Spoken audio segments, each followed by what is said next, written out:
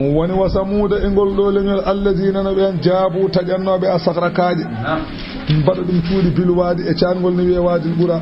o firawna oɗone kadi jangto mo oɗo zil awtadi joom pengɗe pengannoɗo yimɓe ene wara ɗumen ɓeɗo allazina no ɓe hefeɗeɓe ɗagaw ɓe ganduɗa ko pewɓe fil bilade e leyɗele fa aksaru fiha ɓe kebbine leyɗe alfasada bonandeji fa sabba alayhim rabbuka waji e mabɓe dow joome sawda azabin façon-ngaji lepte Allah wañe mabɓe façon-ngaji lepte inna rabbaka joome noon no bil mirsadi koye tomborde woni Allah woni tombotoɗo golle neɗɗo wala yafutu min han shay'un hay hunde fatata ko en Allah li jazihim alayha pour yoɓa ɗum hay hunde suudata ko en Allah fofo ne dara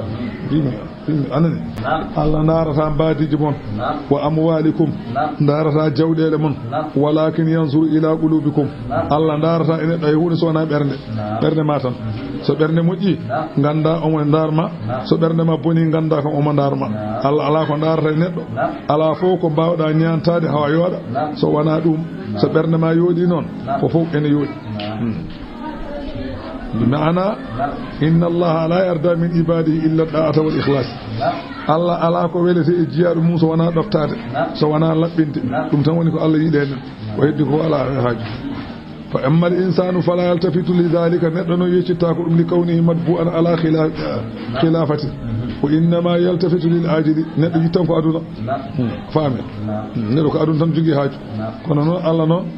ala e neddo haaju so wala ko biwami ko tan bindol bodewol bindagol sabune ko do ñoƴƴata sa ñoƴƴi e gayni hankanti a naati ko joli fo keɓa jeeɓa no belɗoɗa jeeɓa ɗo belɗoɗa tawa alda hay caɗele goote